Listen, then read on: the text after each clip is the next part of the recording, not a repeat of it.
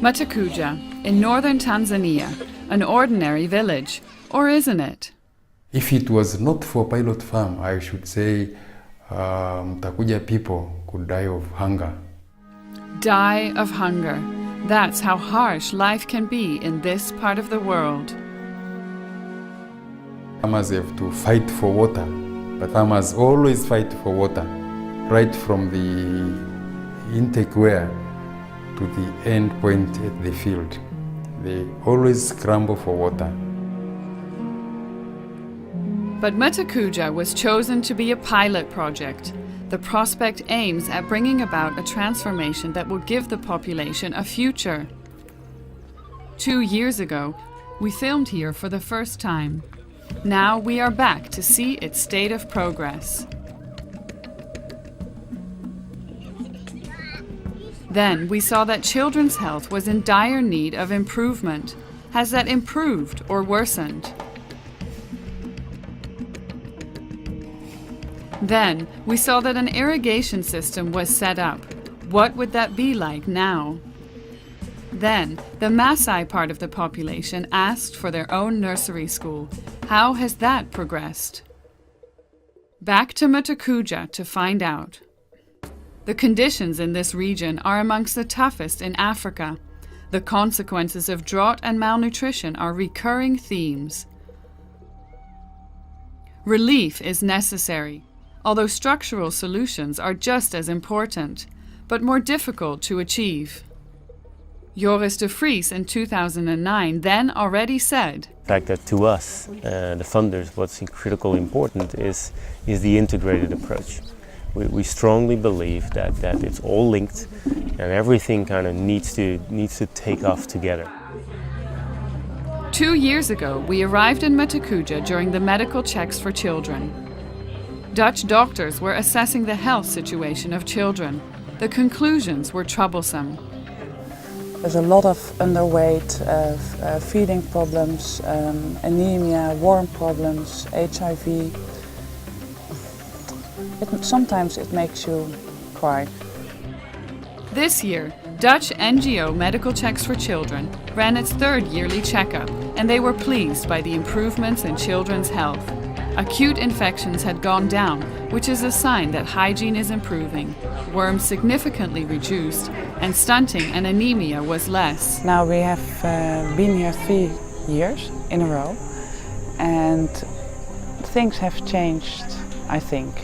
The first year people really were scared to come. They said, well, what this Mzungus, what are they doing here? And this year, maybe it's strange to say, but you have the feeling you see friends again. You can see improvements has been made. Tanzanian NGO CCBRT is fulfilling a special role in the medical checkups. The organization diagnoses and treats disabled children in the village.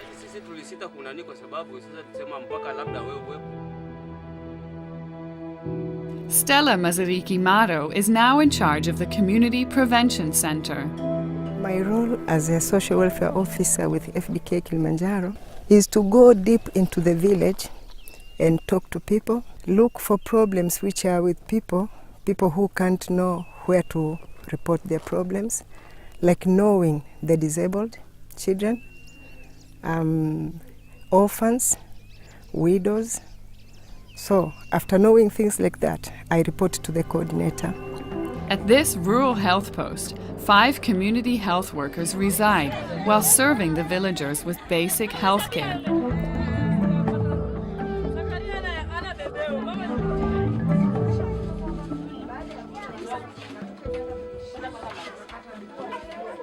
As life continues in Matakuja, they take care of the center and are available in case of emergencies. We could change some things. And we cannot change the world in one day, but we can change things. In 2009, Joris de Vries led the project on behalf of FD Kilimanjaro. The problem then was that there were not enough visible results yet. They still ask me on a daily basis, when is the project starting? And I laughed and I said, no, the project has started, you know. Lots of things have happened.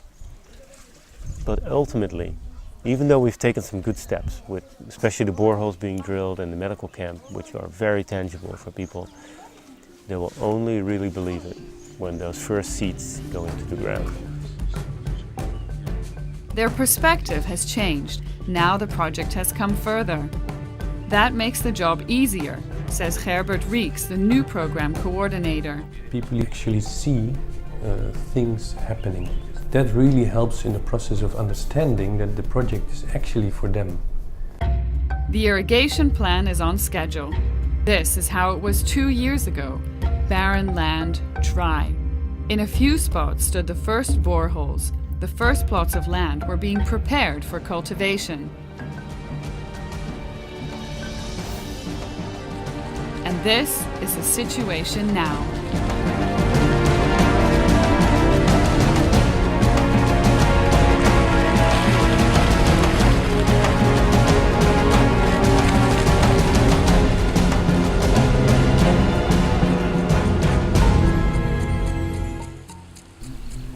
Kwa hiyo lazima wana changamoto na kutokana na hali ya ukame ulivyo. Kutokana na udogo mradi wenyewe pamoja kwamba ni wa gharama kubwa lakini ni mdogo na wananchi wa kijiji changu wako wengi. Kwa hiyo kuna changamoto za hapa na pale na tunajaribu kuelimisha kwamba tu wavumilivu kwa sababu mwanzo ni mgumu. Today is another important day. A second plot of land is ready to be cultivated. After the success of the first pilot farm, more farmers have become eager to participate. So it will be a hot debate in the meeting today. And that will be between the village chairman and the farmers concerned. You see there's very much eagerness. They are very eager to start farming in the irrigation. We are developing the next 50 acres of land. And we were already allocating the plots to farmers. They were really like almost fighting to get a plot. The machine is in motion. Now the project has entered a crucial phase, transforming the mindset of the population in establishing ownership over the project. To motivate and prepare villagers, the project follows a business-like approach, as farmers have to pay fees for water and irrigation services. This step has stimulated their involvement. It's becoming their project.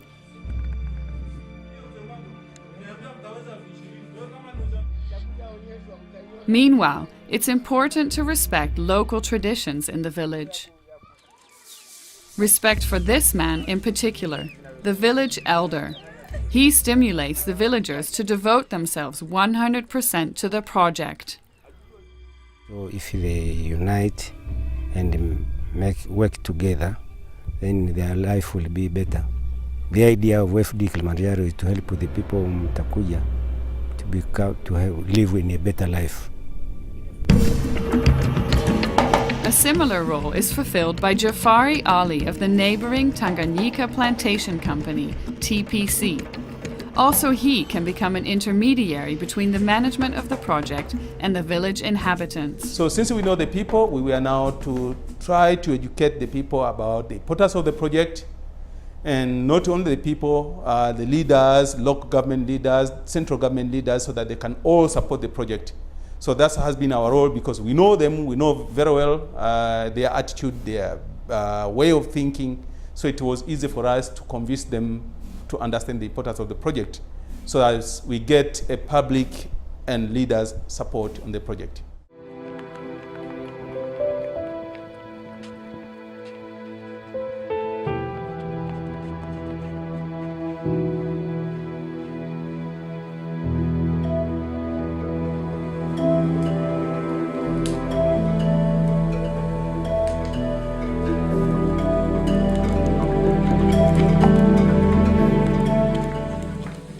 FD Kilimanjaro is gaining more and more support amongst the residents of Matakuja. The lunch program is provided to about 1,000 pupils 5 days a week. School attendance has also increased significantly. 2 years ago, we also met the Maasai. They live in a remote sub-village called Ramiti. They are also part of the project. Then, they spoke of their wish for a nursery school. Now, we see that this wish has been fulfilled. In the past, it took about 1 hour for 42 Maasai children to reach the school in Matakuja. Those children didn't like coming to school. From home to Msarikie is a distance, and there are bushes between. So they just disappear into the bushes. A multi-year scholarship program for primary school leavers ensures that pupils can continue their education. Kelvin Alfred was among 10 of the top students from Mizirikia Primary School selected by FD Kilimanjaro for a secondary school scholarship. Hawakusoma hapo nyuma. Kwa hiyo nataka ni wawezeshe kwamba tuna maji hapa, kuna mifereji mingi hapo, kwa hiyo tuna uwezo wa kuyavuta haya maji. Kwa hiyo ndio hicho kitu mimi nataka kufanya nikiendelea na kazi yangu hiyo kama nitapata upilot. And here you see that relatively small adjustments can make all the difference. Kilimanjaro supported the students about Solata or solar lamps, and these solar lamps are supporting them very much because when teachers giving the students homework to do at home, they are getting that opportunity by using those Solata. 500 solar lamps have been provided to enable students to study. The scholarship program also extends to vocational training. At the Imani Training Center, students learn useful trades. After 3 years, they receive a national certificate. Self-reliance, the main goal of the project, is gradually taking hold amongst villagers. We always ask them or stimulate them once they finish their studies that they try to come back to Mtakuja.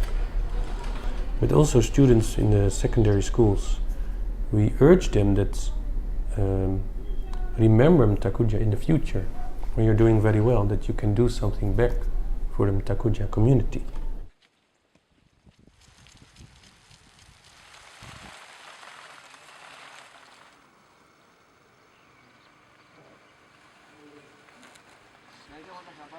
Changes in the landscape are evident. Boreholes are operational and now pumping 250,000 litres per hour for plot irrigation and village water points, which are being established. 4 kilometres of road were built by TPC. An agricultural field office was built, and 50 acres of land cleared and cultivated. We have asked contributions in labor, like building schools. They can dig trenches, they can make foundations, they bring water, they bring sand. But also in the irrigation scheme, the farmers have to pay for irrigation services. And also we are going to distribute drinking water. The people, the community have to pay for drinking water. And that's kind of a shift in their mindset. So with that, I think farmers can still manage, and they have to find their own. Yeah, we cannot have FD Kilimanjaro here for 10, 20 years. Yeah. That was a very big step, and it really was important for their change of mindset. And now that we have maize and people can take it home, now they fully understand that this is our project, and this is feeding our community. Ultimately, it all comes down to mindset. Receiving aid is not the end point. The primary goal is to empower people so they can move forward.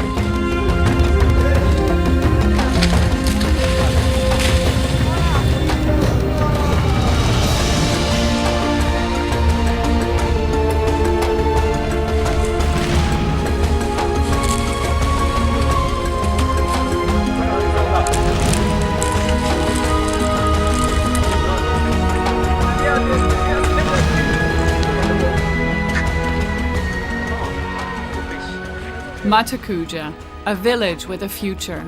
At times it seems a struggle forward, and tackling issues such as access to water is difficult. Still, the community and FD Kilimanjaro are determined to reach their goals. Now, it's up to their mindset.